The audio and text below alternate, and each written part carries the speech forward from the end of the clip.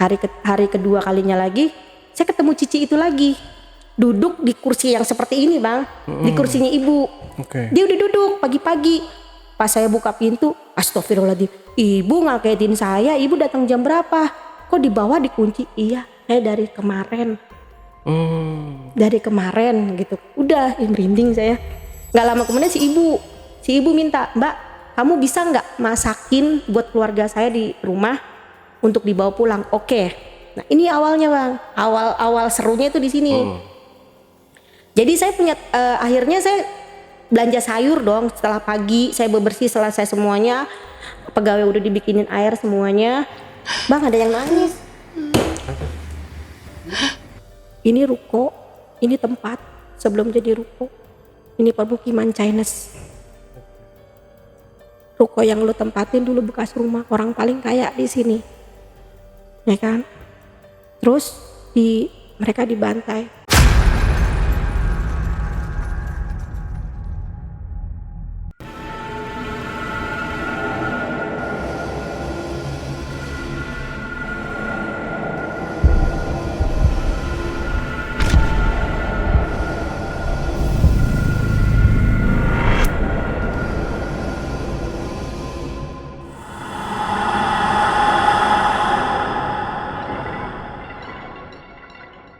Assalamualaikum warahmatullahi wabarakatuh.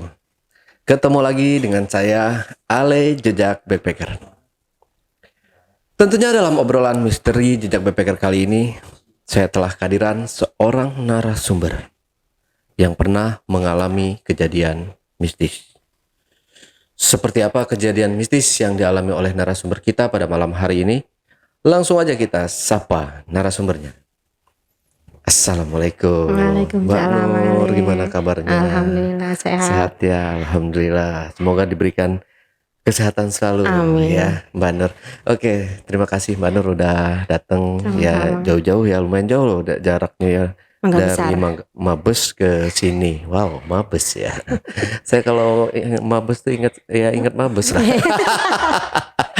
Oke, Mbak Nur. Jadi Mbak Nur ini punya pengalaman mistis atau tragedi ya kayak gitu ya. Mistis. Nah, itu yang mau Mbak Nur ceritain ini nanti seperti apa nih tragedi atau cerita mistisnya. Jadi aku dulu tahun 2016 pernah jadi OB di salah satu ruko di Jakarta Barat, dan itu digangguinya terus-terusan selama kerja di situ hampir 4 bulan. Oke, berarti kayak ke physical enggak gitu? Fisik sih enggak, cuman iseng aja dia. Oke. Iseng apapun itu iseng aja dia. Pengen nunjukin kalau dia ada. Oke, di ruko itu. Iya. Oke, disimpan dulu aja kalau gitu ceritanya Mbak Nur ya. Kita lanjut setelah ini.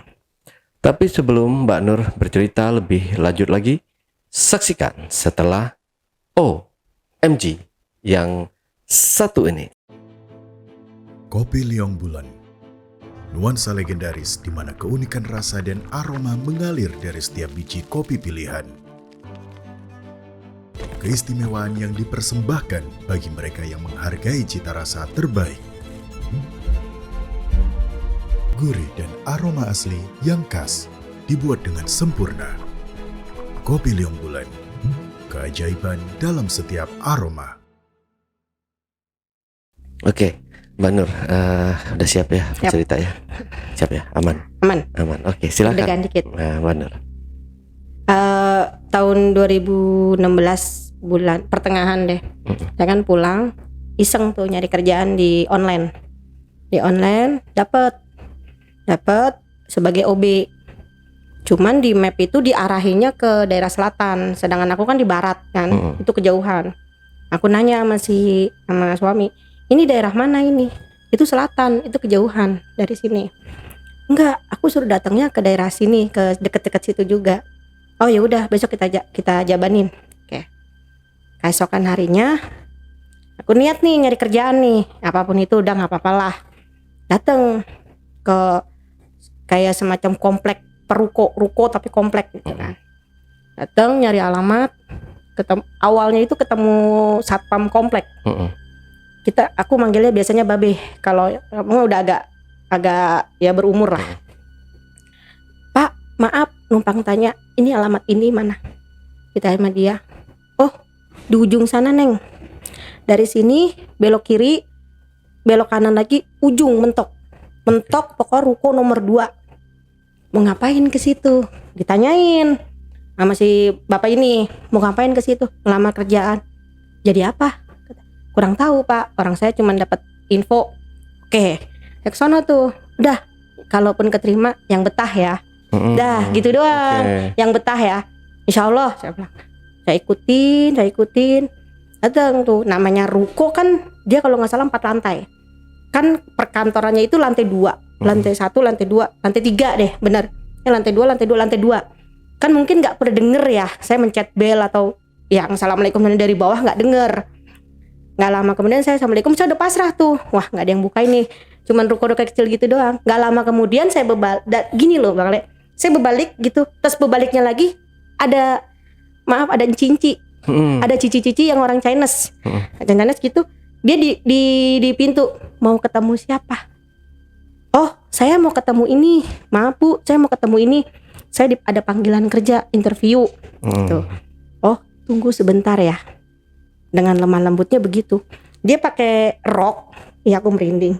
Dia pakai rok, terus pakai baju kayak dress tapi cantik lah gitu, maksudnya cantik lah. Cuman di situ pucet Bang. Tapi pikirku kan gini kan. Maaf, orang cantik kan terlalu putih, jadi mungkin ya udah biasa gitu. Dia naik ke atas, di belakangnya itu ada anak kecil umur sekitar 6 tahun 7 tahunan deh, cowok. Dia ngeliatin ke aku cuman senyum. Naik ke tangga atas. Karena aku disuruh tunggu, jadi aku tunggu dong di situ, dibukain pintu. Rolling door itu dibukain di pintu. Nggak lama kemudian ada sekretarisnya bos turun. Emang aku sengaja mau nemuin dia turun. Loh, Mbak udah masuk? Tanya. Iya, siapa yang bukain? Tadi ibu. Ibu gitu kan. Terus di situ udah stop sampai situ. Oh iya Mbak, duduk dulu ya Mbak. Iya. Bayu naik ke atas. Terus aku di aqua kecil, aqua gelas. Si Cici itu datang lagi ngasih aqua gelas. Dikasih minum dulu. Oh iya, makasih gitu. Pikir aku gini. Oh, gue dijadiin OB di sini karena di sini nggak ada OB, sampai tuan rumah turun tangan buat ngasih minum ke tamu. Nah kan, pikir gitu doang. Nggak lama, terus Cici itu naik lagi, diikutin tuh sama anak kecil itu lagi, sama anak cowok. Anak kecil diikutin. Nggak lama kemudian si Mbak sekretaris ini, kita samarin deh ya, namanya Mbak Ayu, turun dia bawa kertas, bawa map. Saya suruh ngisi formulir. Kamu tugasnya di sini begini ini datang jam sekian, apa yang kamu harus kerjakan begini gitu kan. Udah tuh. Gak lama sekarang kamu kenalan aja yuk sama staf di sini, sama ruangannya. Oke, saya dibawa ke lantai 1, ke lantai 2, ke lantai 3. Lantai 2 itu isinya itu ruang marketing. Terus yang resepsionis, yang terima tamu, yang terima telepon. Naik ke ruang akuntan. Lantai ketiga ruangan bos, sekretarisnya, admin, akuntan yang 2. Akuntan 1 kan, akuntan 2 di bawah. Akuntan 1 sama kalau nggak salah ruangan bapak itu berjejer bareng kan.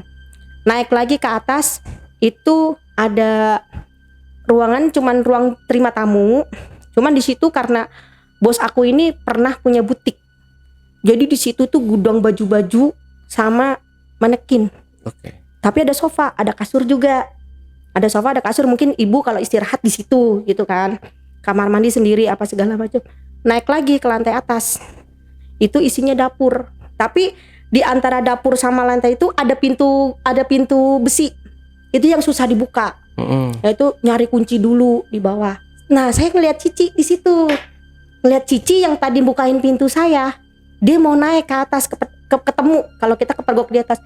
Sedangkan Mbak yang sekretaris itu lagi ngambil kunci di bawah. Dia lupa bawa kunci ke atas. Mbak mau ngapain? Katanya, itu Bu, saya ngelamar kerja di sini. Di otak saya itu bosnya. Di otak saya itu bosnya gitu. Kenapa selalu diikutin anak kecil itu yang cowok? Ya sekitar kelas 1 SD kan, seumur-umuran segitulah gitu. Saya nggak nganya di situ mereka pucet Bang, dua-duanya. pucet. Tapi pikir balik lagi mindset saya, orang Chinese itu putih, jadinya ya putih lah kayak gitu kan. Udah terus ya udah gitu. Si ibu turun lagi, nggak lama Mbak Ayu naik, bukain pintu. Di atas itu, di lantai balkon atas itu ada kamarnya Mbak sama dapur. Nah kan dapur. Terus udah ini kenalin semuanya, kenalin stafnya di situ kan sekarang karyawannya ada 7. Itu kantor pusat. Kantor pusatnya itu di situ, tapi tempat produksinya ada di daerah Cikarang, ya kan. Udah gitu udah sampai kenalan semuanya. Udah aku turun, Mbak besok pagi lagi aja kerja, gitu kan. Besok pagi, sekarang pulang aja dulu. Yang penting udah tahu, saya dikasih kunci. Mbak harus datang jam sekian ya, jam 7 waktu itu. Kalau bisa 6:30 deh. Dah, terus suruh nyapu dari lantai atas dulu sampai ke bawah, kayak gitu kan. Pokoknya berurutan lah semuanya. Udah, saya pulang. Pas pulang, nggak lama paginya datang biasa, seperti biasa. Masih belum ada apa-apa ya. Masih belum ada gangguan apa-apa tuh, masih asik gitu, santai. Hari kedua kalinya lagi, saya ketemu Cici itu lagi. Duduk di kursi yang seperti ini Bang, di kursinya ibu. Dia udah duduk pagi-pagi. Pas saya buka pintu, astagfirullahaladzim, ibu ngagetin saya, ibu datang jam berapa? Kok di bawah dikunci? Iya, saya dari kemarin. Dari kemarin gitu. Udah, merinding saya. Dari kemarin, udah langsung. Oh ya udah Bu, saya ke atas dulu ya Bu, nyapun di atas dulu. Iya, katanya. Udah, saya ke atas tuh dengan, ya saya nggak tahu ya kan, dengan polosnya saya ke atas. Nggak lama kemudian 7:30 Mbak Ayu datang, sekretarisnya itu. Loh Mbak datang? Iya tuh ada ibu di ruangan. Ah serius? Kok mobilnya nggak ada? Katanya gitu. Ada kok, dia lagi duduk tadi ngobrol sama saya, gitu. Udah sih namanya bawahan mungkin, atasan datang duluan mungkin agak panik kan dia ya. Dia masuk langsung. Mana Mbak? Nggak ada. Ada, tadi minta air putih sama aku. Nah aku bilang gitu kan. Nggak ada Mbak. Langsung aku buka, tadi ada. Apa tiduran kali lantai 3? Tengokin nggak ada juga. Dah itu hari kedua. Dah nggak lama kemudian aku habis bebersih kan, namanya kantor awalnya nggak ada mbaknya gitu kan, bebersih semuanya. Terus lama aku tuh mikir, nih dapur sayang nih kalau nggak dipakai nih. Peralatannya bagus-bagus. Berarti emang otak perempuan kan senangnya masak gitu kan. Terus aku pertama awal-awal coba-coba masak di situ.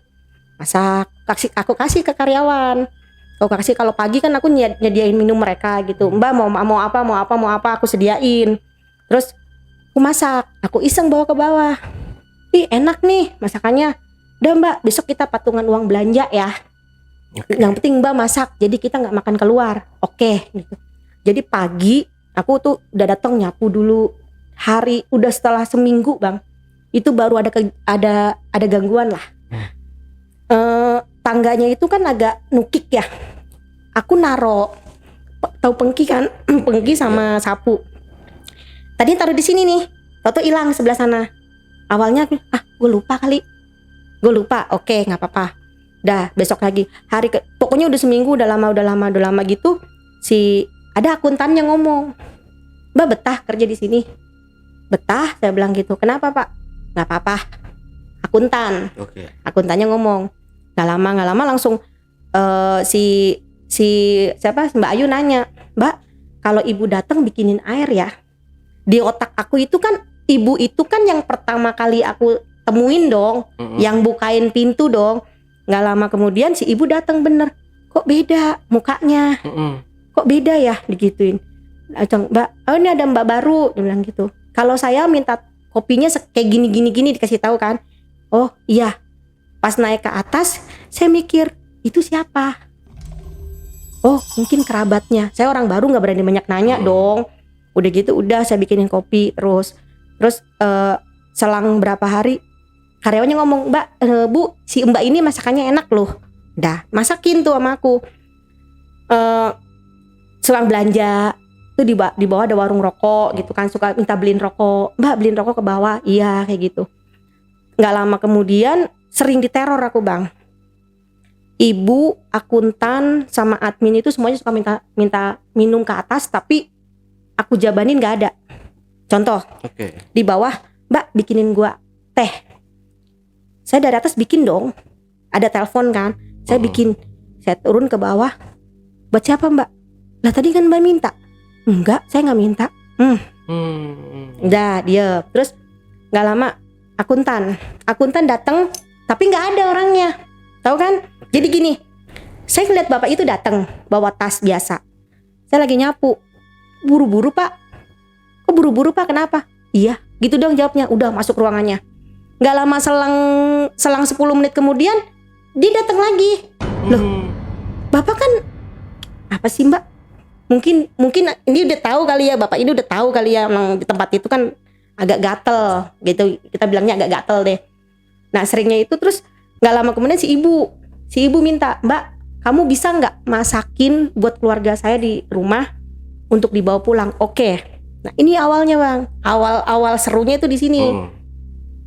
Jadi saya punya akhirnya saya belanja sayur dong. Setelah pagi saya bebersih, selesai semuanya, pegawai udah dibikinin air semuanya. Bang ada yang nangis. Ada yang nangis. Udah gitu langsung kan aku belanja sayuran nih. Aku tanyain sorenya itu, aku nanya, besok mau masak apa? Biar aku pesenin, teleponin sama tukang sayur. Oh mau ini karyawan semuanya. Udah tuh. Goreng ayam lah apa segala macam sayur. Ya makanan biasa gitu kan. Nah di situ Bang, gue goreng ayam Bang, mintanya paha dicampur. Karyawan 7. Otomatis gue beli 8 atau 9 potong lah ibaratnya buat spare gitu. Digoreng itu dendam Bang, gue hilang 1 melulu. Tiap paha hilang satu. Yang hilang itu paha terus. Paha terus yang hilang. Nah itu pikir kesel kan jadinya. Aturan ada spare jadi pas-pasan, atau enggak aturan sekian jadi hilang, nombok lagi, beli lagi keluar satu kan. Dah gue nggak curiga tuh di situ. Udah selang hampir 2 minggu. 2 minggu gue kerja di situ. Ada yang aneh. Ada yang mandi di kamar mandi nih. Pakai shower kan, kedengeran kamar mandi. Biasalah saya kan bawa alat-alat bersihin kamar mandi gitu kan. Kok ada yang mandi? Siapa ya? Bilang gitu. Belum ada yang datang satupun Bang. Ada yang mandi. Di situ baru sadar. Oh, ada penunggunya. Maaf ya. Saya bilang gitu kan. Maaf ya kalau aku ganggu. Aku nggak ganggu.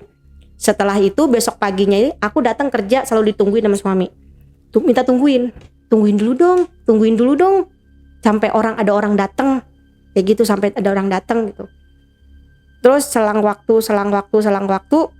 Mbak sebelah itu selalu ngomong. Kita kan namanya di ruko kan cuman pisah sama tembok kecil gitu ya. Yeah. Dia suka nongol. Mbak, tadi malam nginep ya? Oh. Enggak, saya kan pulang terus. Ini siapa yang di sini? Enggak ada. Mbak, semalam aku keluar kencing di sebelah rame banget. Ada yang masak, ada yang ketawa-ketawa. Salah denger kali. Mbak, ruko sebelah aku tuh kosong Mbak. Yang ada cuman yang punya Mbak doang. Dia kita ibaratnya sesama dia pembantu, saya OB ya sama-sama sih. Cuman nongkrong kayak gini doang gitu, ngeliat begitu. Ngobrol, kita ngerumpi. Demi Allah Mbak, tadi malam tuh rame. Ada masak, ada apa. Enggak. Nah di situ aku curiga. Emang Bang, kalau sore aku mau pulang, itu dapur selalu aku bersihin rapih, udah rapih bener. Kenapa besok paginya kayak kapal pecah tuh itu. Terus nggak lama sore aku mau bikin kopi buat si akuntan. Ada bapak ya, bukan bapak asli. Dia datang pakai kemeja putih, kok sininya merah. Terus aku tanya, Bapak mau ketemu siapa? Secara aku nggak kenal. Bapak mau ketemu siapa? Nunjuk doang. Dia dari tangga masuk itu masuk. Ya aku cuek aja, biarin orang. Mungkin sales apa ketemu sama bapak itu. Satu lagi ada gitu. Biasanya kan seperti itu, mereka bolak-balik itu biasa. Kok sininya merah? Nggak ngeh tuh. Aku ngepel sore. Emang di situ kan 2 kali ngepel sore. Sininya merah. Terus nggak lama kemudian aku mau nanyain, kalau tamu tanyain mau minum apa Pak. Pas begitu masuk nggak ada orang, cuman si bapak ini sendirian. Pak tadi ada tamu siapa? Begitu. Lah tadi yang masuk bapak-bapak koko saya ngomongnya. Koko enggak, kapan? Barusan Makanya saya mau tanyain minum apa. Jangan ngawur. Di situ tuh kayak orang ada yang nutupin. Kayaknya karyawan situ mah tahu, cuman nggak mau ngasih tahu saya. Nah udah gitu nggak lama kemudian aku balik lagi mikir ke atas, diem aja. Siapa ya? Nggak lama telepon bunyi. Suaranya agak berat. Mbak, bikinin susu. Nggak nanya lantai berapa. Ya dia, yang namanya karyawan sedikit kan paling dia antara lantai 2 lantai 3 udah gitu aja. Aku bikin susu, tak bawa ke bawah. Tadi siapa yang pesan susu? Nggak ada. Nggak ada. Ini katanya pesan susu, nggak ada. Lupa. Dia ngomong, Mbak bikinin susu buat anak saya. Posisi saya di dapur, di lantai atas, paling atas. Nggak ada yang minta susu. Kenapa emang? Enggak. Di situ tuh udah agak merinding aku tuh. Oh gini. Yang lebih herannya lagi kalau sore aku beberes. Abang tau manekin nggak yang buat? Ya. Sore nih, udah beres, udah rapi, udah aku jejerin. Besok pagi bang, kayaknya mereka habis dance ya tadi malam. Satu di sana, satu di sana, satu di sana bang. Kayaknya mereka tadi malam spot pesta, ya kan? Nggak tahu deh pesta apa deh pokoknya. Udah satu di sana, satu di sana, satu. Penasaran. Sekali didiemin, 2 kali ngeledek nih. Nah, ketiga kali sore habis selesai aku foto, jebret. Coba besok pagi kalau berubah, secara yang keluar belakangan kan aku bang, ya kan? Besok pagi kalau berubah, lu ngajakin perang gue lu ya, saya kayak gituin mau pulang, tutup pintunya kan pintu geser tuh, jebret gitu. Nggak lama balik lagi tuh pintu, geser lagi. Jangan ngeledek. Di situ saya mulai agak kesel bang. Gitu. Jangan ngeledek lu, besok lagi lu, besok malam, ntar malam lu. Jalan-jalan, besok gue iket lu semuanya lu. Saya sampai ngomong kayak gitu bang. Ditutup sama saya pulang ke bawah. Itu di belakang kayak ada yang ngejar-ngejar, kayak ada yang ngikutin gitu, ngerti ya? Pas turun tangga itu kayak ada yang ngikutin. Diem ngapa sih? Merinding saya nih. Udah gitu langsung udah turun, buka tutup pintu gerbang, rolling door. Babe. Yang awal-awal saya datang kerja ke situ tuh negor. Lu baru pulang neng? Iya gitu. Sini dah. Duduk sama gue, ngobrol dulu sini, ngopi. Lu kan ngerokok, sini duduk, digituin. Ngobrol saya sama dia. Lu betah kerja di situ? Lah betah, digituin. Lu udah ketemu Cici?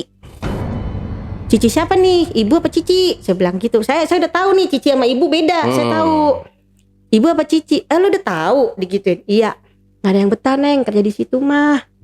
Paling kuat gitu 3 hari. Lu mah termasuknya masih bagus, udah sebulan lebih. Gitu kan? Gak apa-apa beh, udah santai aja, napsi.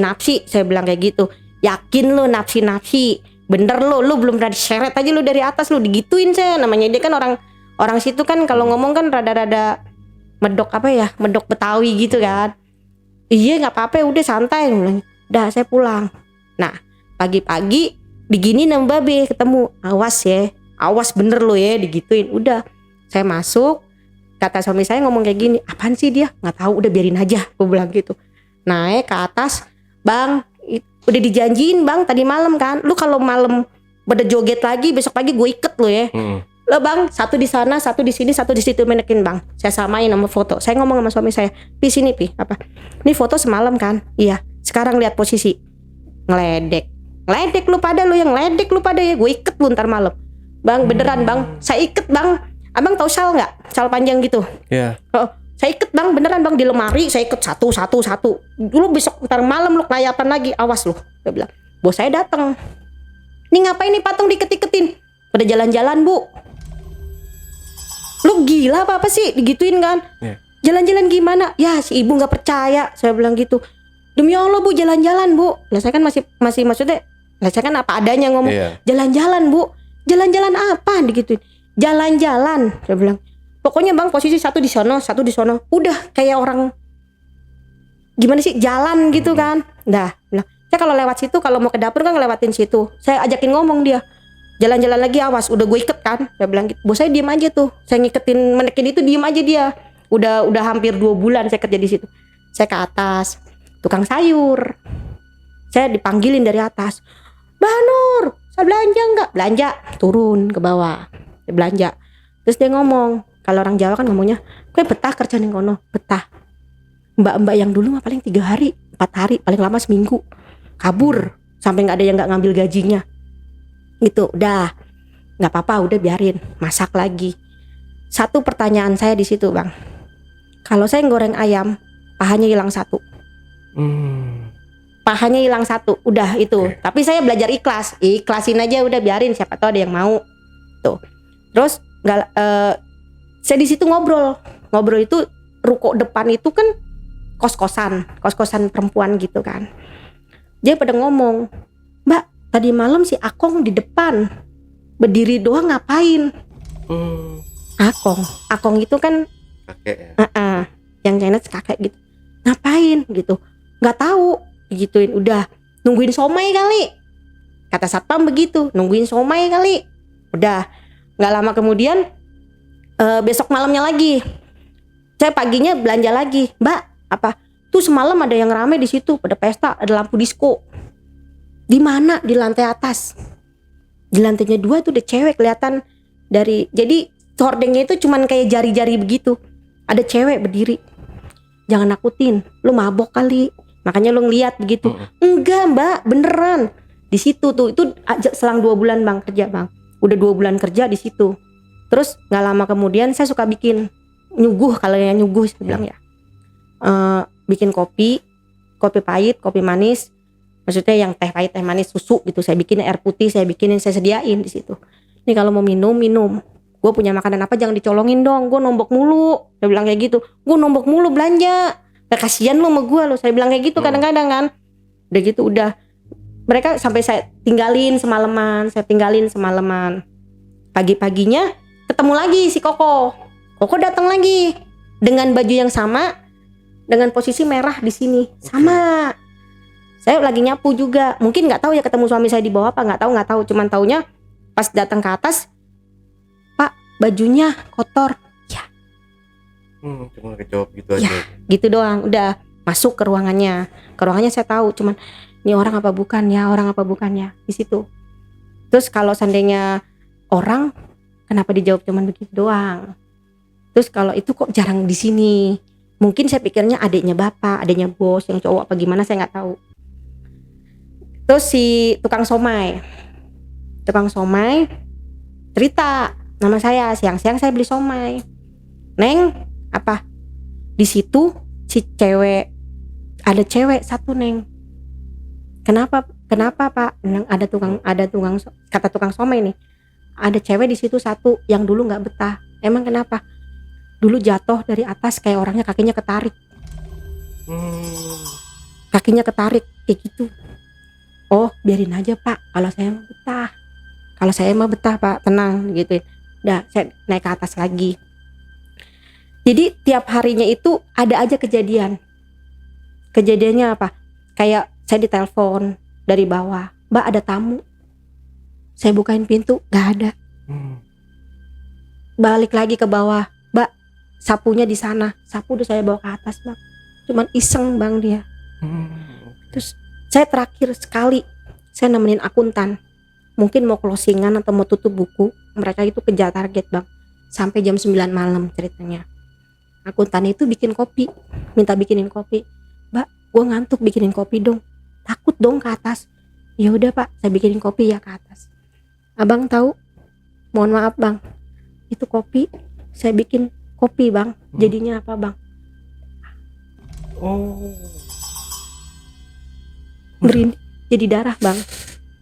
Saya banting itu gelas, saya turun ke bawah langsung. Kata Mbak, kenapa? Digituin. Pak, angkat tangan gue Pak. Kenapa? Angkat tangan gue. Lu mendingan cerita deh sama gue deh. Ini kenapa? Ini bekas apa? Nah, gak apa-apa, ayo gue temenin. Bikin kopi bener. Tadi cuman bekasan air gelas bekas kopi gitu ya, berantakan gitu kan. Udah saya beresin semuanya. Pak tungguin Pak, bikin kopi dulu. Udah, tengok. Pas lihat ke belakang, abang tahu nggak? Saya lihat apa? Cici lagi ngeliatin saya sambil senyum-senyum. Merinding. Cici sama anak kecil itu, sama si Koko yang kecil. Lagi senyum-senyum sambil ngeliatin saya. Tuh, terus udah, saya nggak ngomong sama bapak ini, sama akuntan ini saya nggak ngomong. Ya udah, nggak apa-apa, jangan diliatin. Ya, akuntan itu ngomong, jangan diliatin Mbak. Udah biarin aja dia kita. Udah gitu sampai jam 9 saya di bawah terus. Pintu atas udah saya kunci, saya nggak berani ke atas lagi. Pas sampai di bawah ngomong, Pak ini apa sih Pak? Bilang gitu kan. Udah nggak apa-apa, ntar juga Mbak tahu. udah malam jangan ngomong kayak gitu, ngomongnya gitu kan. Dah, saya pulang dengan rasa penasaran. Besok paginya lagi suami saya yang tadinya nungguin di bawah, cuman di lantai 1, suruh ikut lantai 3. Tungguin gue mau nyapu dulu bentar, aku nggak berani di situ. Tuh, itu kalau saya masuk pagi, abang tahu bawang putih digeprek gak? Baunya begitu bang. Semua ruangan baunya begitu. Bener-bener itu baju yang banyak aksesoris tuh berantakan kalau pagi. Itu buat saya udah makanan sehari-hari ya bang ya, makanan sehari-hari kayak gitu-gitu maksudnya, yang udah berantakan begitu. Terus siangnya saya ditemuin bang, satu itu ya maaf ya bang ya, kakinya ngambang bang. Saya lagi masak, mbak, pikir saya kan antara admin, mbak ada yang admin yang Chinese juga di bawah, atau itu mbak, siang loh bang, tengah hari bolong. Setan nekat itu, tengah hari bolong mbak. Saya nengok ke belakang, apa Ceh, bilang gitu, cuman gitu doang, ngeliat takut angus kan. Apa Ceh, mbak, gitu, tolongin saya, gitu doang. Pas kenapa Ceh, pas ngeliat, bang, mukanya hancur bang, semuanya. Tapi saya nggak takut bang, saya cuman sedih. Saya kasihan gitu. Saya di situ kan udah mulai sadar nih, ini emang tempatnya ada yang nunggu. Itu anak tanggung, perempuan tanggung bang, kayak SMA lah, cewek. Tolongin saya ngeliat kakinya nggak ada bang, ngambang bang. Ini real bang, tengah hari bolong bang, kayak saya orang kesirep ngeliatin begitu. Merinding gue bener. Mbak, tolongin saya. Saya matiin kompor, saya ke bawah, saya minum. Sama resepsionis ditanyain, kenapa mbak? Nggak apa-apa, saya bilang. Sempet lama. Terus ibu nanyain, kamu kenapa? Nggak apa-apa, saya bilang. Saya sempet kayak hilang sadar gitu. Saya ngeliat mukanya mbak, hancur. Hancur mukanya itu kayak, muka hancur gimana sih kayak gitu loh. Cuman saya bisa ngeliat itu muka hancur kayak gitu. Itu jelas banget depan mata. Itu baru nongol sekali, langsung nongolin muka, bentuk muka seperti itu. Saya nggak pernah sebelumnya itu saya nggak pernah ngeliat dia. Saya nggak pernah ngeliatnya sama sekali. Saya sering lihatnya Cici sama anak kecil si Koko. Kalau nggak si bapak gitu kan. Kalau yang lain dilihatnya Akong itu suka duduk di bawah, duduk atau berdiri di bawah. Kok Akong itu selalu dulu suka pakai kursi malas, tahu kan? Yeah. Nah di bawah. Nah udah gitu, selang berapa hari kemudian saya lagi bersihin kamar mandi. Logika ya bang, pintu kamar mandi itu kayak ketutup kayak gitu. Saya bersihin, tutup, kebuka lagi, ketutup, kebuka lagi. Saya kabur, kepleset. Saya sampai kepleset itu bang, ditolongin sama si Koko itu. Itu emang bener-bener ditolongin sama si Koko. Jangan lari-lari. Ada suami saya di bawah. Saya manggilin, naik ke atas dulu, buruan. Saya bilang gitu. Teriak saya, dia naik ke atas. Kenapa? Nggak apa-apa. Itu udah mulai ekstrim bang gangguannya bang. Udah mulai ekstrim gangguannya. Nggak lama kemudian si Mbak, sekretarisnya Mbak Ayu. Nah, saya dipanggil berdua ngobrol begini. Mbak kenapa? Katanya gitu kan. Nggak apa-apa sih. Mbak digangguin di sini. Iya. Ntar Mbak juga akan tahu. Makanya sebetulnya Mbak kita tumbalin tahu. Datang duluan. Gitu.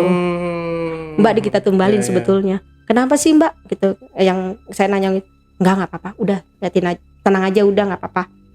Terus saya kerja di situ cuma 4 bulan. Karena yang terakhirnya itu emang saya udah nggak kuat bener-bener. Gitu. Dan itu nanti ada cerita endingnya kenapa itu jadi begitu gitu kan. Terus nggak lama tukang sayur cerita sama saya, Mbak, itu dulu si ibu sering beli itunya ayam terus. Ayam itu bagian paha. Karena Koko anaknya itu seneng ayam bagian pahanya. Oh ya udah, saya pikir gitu kan. Oh ya udah nggak apa-apa mas, aku bilang. Yang penting jangan ganggu. Gitu. Nanti semuanya ceritanya sama. Antara babe satpam, tukang somai sama tukang sayur sama semuanya. Itunya apa? Kenapa asal usulnya itu kenapa jadi tempat seperti itu gitu. Terus Mbak Sum itu tukang rokok di bawah. Jadi warung itu seberang tapi ada lobang dari tembok. Ada lobang dari tembok. Tadi si Cici minta mie belum bayar. siapa? Ada, Cici minta mie belum bayar. Katanya. Saya nanya sama Bayu.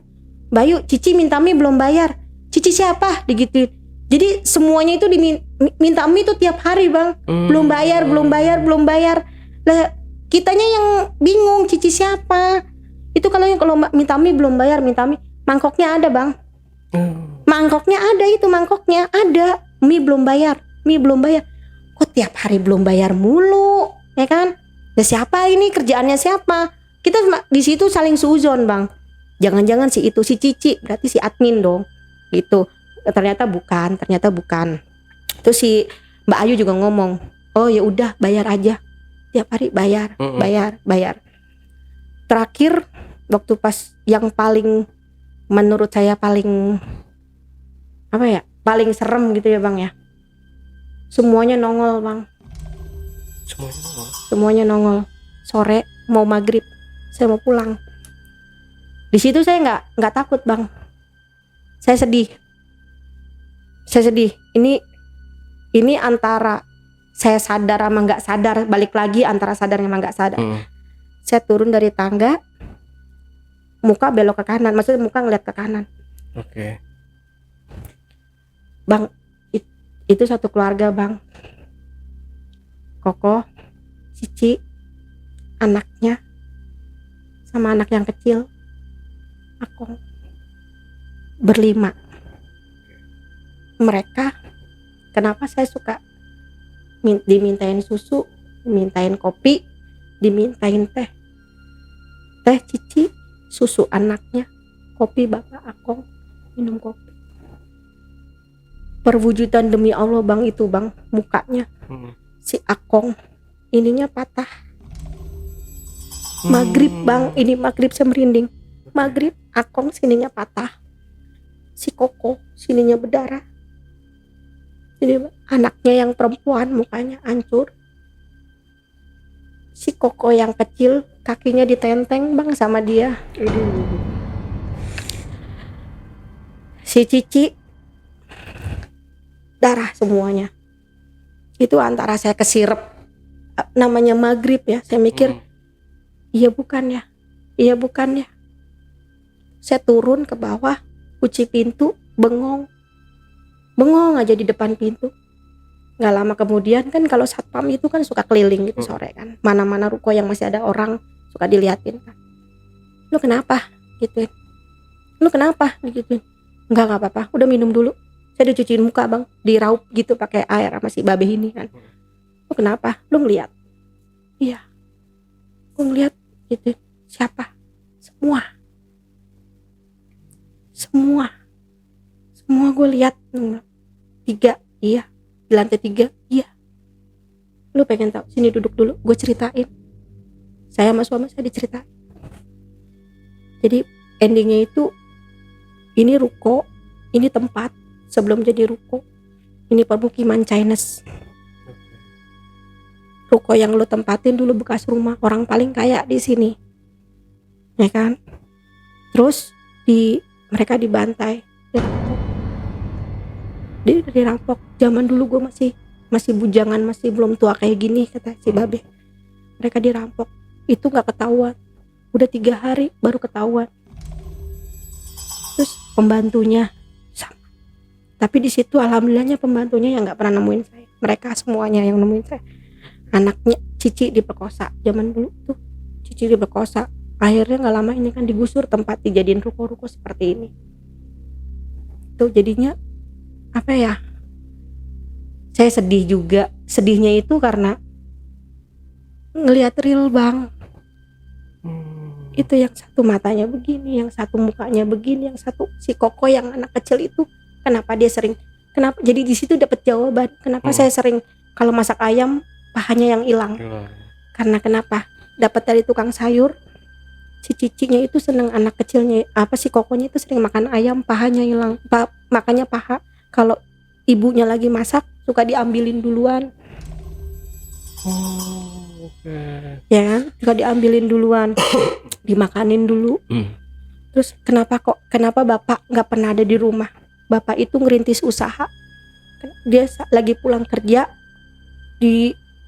tusuk sininya, makanya sininya berdarah. Makanya selama ini nemuin saya itu dengan baju yang penuh darah sininya gitu loh, penuh darah semuanya tuh. Terus kata kalau tukang somai cerita lagi, dulu Akong kalau malam suka bawa piring doang minta somai, dan tukang somai pun sampai terakhir masih ditemuin. Dan itu tukang somai karena udah tahu dia nggak takut, dia cuman dilayanin sama dia, dikasih apa maunya.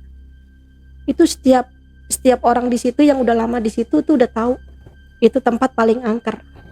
Makanya kenapa orang jadi pertanyaan, kenapa saya betah di situ, kenapa saya kuat di situ, gitu. Jadi intinya mereka cuma minta tolong. Tolong apa saya nggak tahu. Cuman intinya mereka itu dengan derita lah bang ya, berarti sampai dibantai begitu, sampai begitu. Dan denger yang ngerampok, yang ngebantai itu sampai sekarang masih di penjara sih. Dan itu keluarga besarnya masih ada. Masih ada sampai sekarang keluarga besarnya masih ada. Yang babeh yang ngomong, si satpam itu ngomong, nggak, masih ada keluarganya sampai sekarang. Mungkin mereka itu dulu keluarga harmonis benar-benar dengan orang tua laki, bapaknya si Akong itu yang ramah bang, tiap hari nyapa orang kaya, tapi nggak yang nggak sombong, nggak pelit kayak gitu. Kenapa matinya tragis tuh? Di dalanginya sama siapa? Mantan tukang kebunnya. Dendam, dia nggak dikasih pinjem duit. Bukannya nggak dikasih katanya. Ini masih ini real yang sampai sekarang masih ada di penjara orangnya. Masih ada yang ngebunuh itu 5 orang masih ada di penjara sampai sekarang.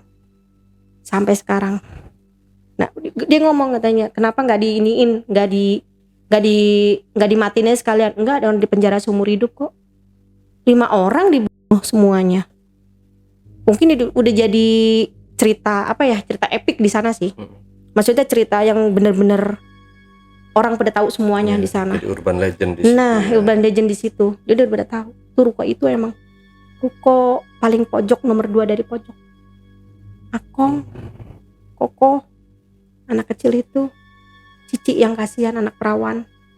Ya SMA lah, muka-muka SMA. Itu yang.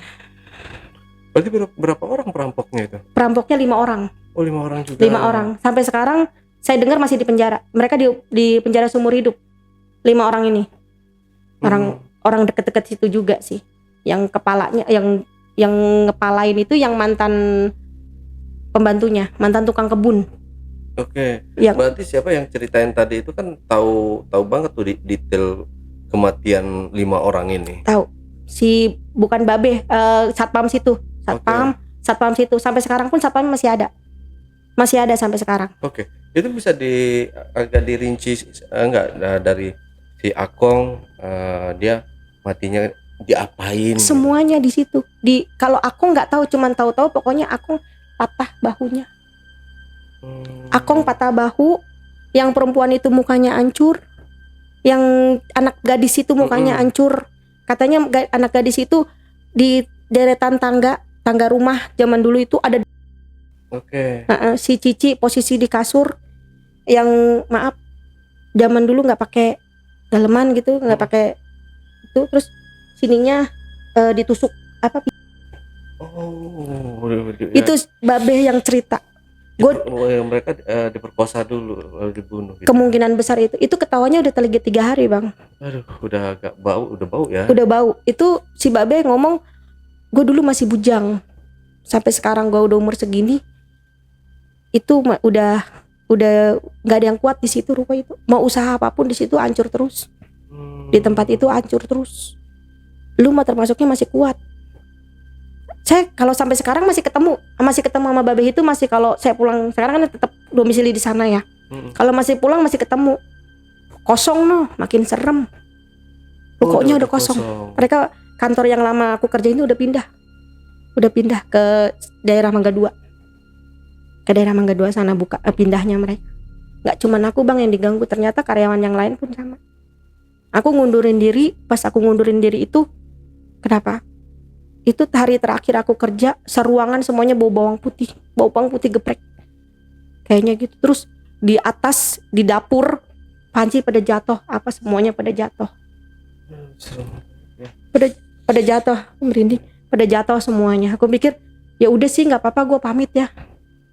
Nggak kuat karena aku diharuskan ikut ke tempat yang baru, terlalu jauh, aku nggak bisa, aku ngundurin diri.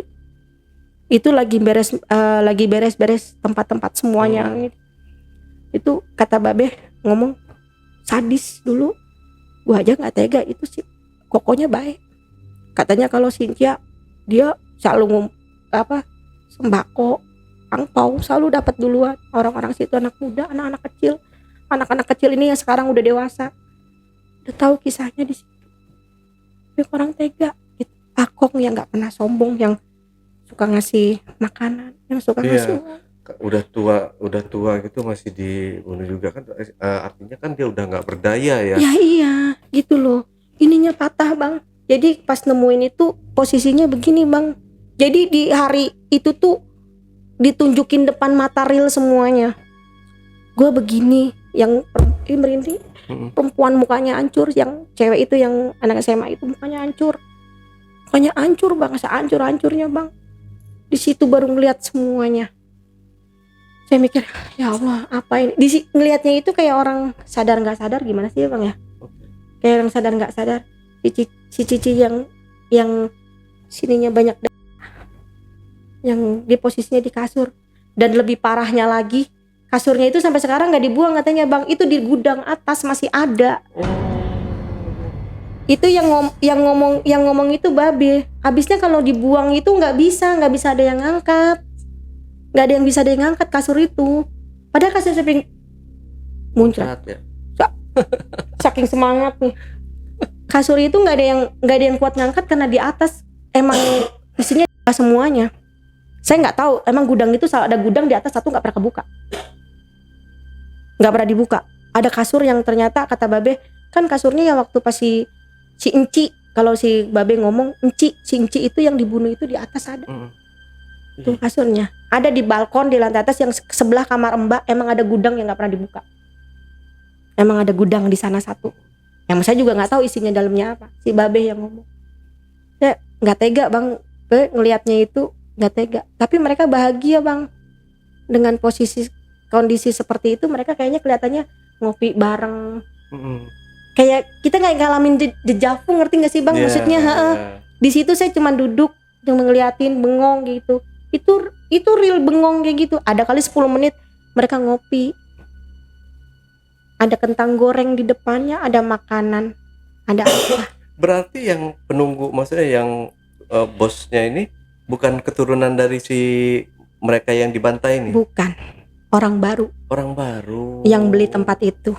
Oh, tapi masih Chinese juga. Masih Chinese juga. Gitu, nggak ada hubungannya sama mereka. Itu. Jadi, tapi yang orang ini, yang keluarga yang dibantai ini masih ada, keluarga inti masih sekarang masih ada. Masih ada, suka kadang-kadang mereka suka datang cuman pengen ngelihat bekas rumah yang sekarang udah jadi ruko. Di situ, di rumahnya Akong yang kasihan, anak kecil yang itu udah 3 hari bang baru ketahuan. Satu posisi yang anak perawan itu posisi muka di bawah di tangga, kayak bekas yang tangganya banyak darah. Ini dapat cerita dari Babe, banyak darah. Terus yang satu lagi si Koko yang deketan sama maminya. Koko deketan sama maminya yang kepalanya cuman apa sih kayak tempurungnya gitu bang, lekuk begitu bang. Tuh posisinya kayak gitu.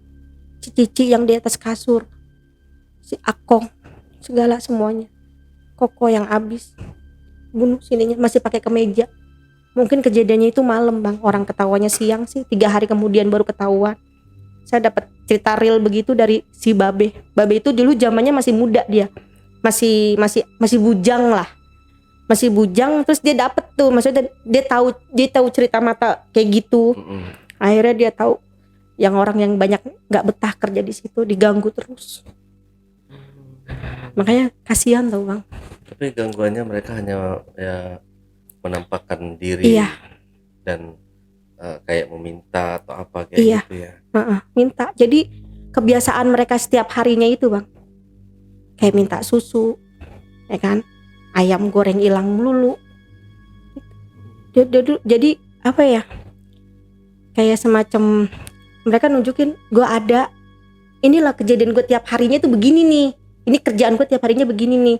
Yang ibu yang tiap hari masak belanja sama tukang sayurnya itu bapaknya tukang sayur ini kan. Jadi dulu bapaknya yang dagang sayur, diterusin anaknya gitu loh. Dulu masih pakai pikulan, sekarang udah pakai gerobak dorong anaknya. Jadi kata bapak saya, jadi saya komfortin tuh dari satpam, tukang sayur, tukang somai. Kalau tukang rokok baru dia nggak tahu apa-apa. Jadi kalau supun minta apa namanya, minta mie apa minta apa, nggak tahu gitu, nggak tahu kisahnya ini di atas ada penunggunya. Tapi mereka keep semuanya sih, nggak ada yang ngomong, nggak ada yang cerita kalau itu, nggak ada yang cerita apa ini angker dulunya begini-gini, nggak ada. Nggak tahu cerita urban legend itu gitu, nggak tahu. Cuman hanya segelintir orang aja yang tahu. Saya diceritain karena saya kuat aja di situ. Saya sampai ngundurin diri, bukan ngundurinnya itu dulu itu tuh bukan karena emang nggak kuat. Yang satu yang nggak kuat, keduanya harus pindah tempat. Nggak tega bang, sedih. Ya, sedih ngelihatnya ya. Dibantai gitu ya. Orang baik padahal mereka katanya. Orang baik semuanya. Mungkin di Ruko Jakarta Barat tahu semuanya lah tempatnya lah. Udah ya rukonya ya ruko begitu. Serem. Aduh ya, tapi ya tetap kita doakan juga ya yang terbaik ya, semoga ya arwahnya tenang di sana ya. Dan mudah-mudahan ruko itu juga cepet gak ada yang ngontrak lagi gitu, biar kalau kelamaan kosong kan ya gitu ya tahu sendiri lah ya. Kalau bangunan didiamkan dalam keadaan lama kosong, ya jadinya malah jadi penghuni ya makhluk-makhluk kayak gitu, gitu. Jadi si Korin mungkin ada jin yang menyerupai si keluarga inilah, ini mengganggu gitu. Iya sih, ya mudah-mudahan aja lah. Kasian kalau yang almarhum juga ya minta doain aja lah ibaratnya gitu ya. Mereka juga kepengen tenang sih, mereka nggak punya salah kok, kenapa dibantai gitu loh. Oke, berarti bertahan di sana selama berapa tahun? Aku cuman kurang lebih 6 bulan. Oh 6 bulan. 6 bulan. Ya. 6 bulan aja udah diganggunya seperti itu ya. Iya. Itu dan hampir tiap hari kerja kayak gitu. Tiap hari kerja begitu terus. Aduh, kalau saya sudah nggak ini ya. Ya, gimana lagi bang? Saya awalnya juga takut, cuman lama-lama ya udahlah, nafsi. Toh mereka nggak. Nafsi itu apa? Masing-masing, lulu gue gitu, jangan ganggu. Cuman dendamnya sama setiap ayam gorengnya hilang satu mulu bang. Sayang. Rada kesel bang, nombok mulu ya kan, sama manekin yang ngeledek mulu bang. Saya ikut tuh bang, terakhir tuh bos tuh nggak berani ngomong apa-apa. Biasanya kan dijejerin gitu kan, enggak, terakhir saya iketin di lemari. Bodoh amat, habis ngeledek mulu tiap pagi. Berantakan lagi, tiap pagi berantakan lagi, kan kesel kita beresin melulu gitu. Jadi di ruangan itu yang emang terakhir saya ngelihat mereka pada kumpul. Dengan posisi terakhir mereka terbunuhnya di situ gitu. Oke, Mbak Nur, ya ceritanya mudah-mudahan ya kita jadikan ini juga ya, jadi pelajaran yang bahwa di tempat baru kita itu enggak selalu ada sesuatu lah ya, pokoknya ada sesuatu lah mungkin ya. Kita banyak-banyak doa lah gitu ya kalau kita berada di tempat baru gitu, biar nggak diganggu itu ya Mbak ya. Iya, ganggu iseng deh ganggunya. Oke, dari sini Mbak Nur ada yang mau disampaikan lagi nggak nih kira-kira? Ya minta doanya aja buat Cici Makoko yang udah nggak ada, kasihan gitu. Pesan-pesannya untuk penonton mungkin ada? Tonton terus Jejak Backpacker. Iya dong. Tonton, subscribe, share. Oke, Mbak Nur, terima kasih kalau gitu. Oke, Backpacker, Citra tadi obrolan misteri Jejak Backpacker bersama narasumber kita, Mbak Nur. Jangan lupa untuk selalu support channel YouTube Jejak Backpacker dan channel YouTube Ale Jejak Backpacker. Buat teman-teman juga yang punya pengalaman menarik dan ingin bercerita langsung di studio Jejak Backpacker, teman-teman dapat menghubungi admin melalui nomor WhatsApp di 0858 47683 atau di 0852 1234 5683. Wassalamualaikum warahmatullahi wabarakatuh. Oke, Mbak Nur, terima kasih buat waktunya. Nanti ditunggu cerita yang lainnya ya. Siap. Masih ada nih dia ceritanya serem banget. Dengar di belakang panggung tadi. Ya mudah-mudahan ya Mbak Nuren nanti ada kesempatan buat menceritakan. Kita angkat lagi ceritanya ya. Oke. Sampai jumpa.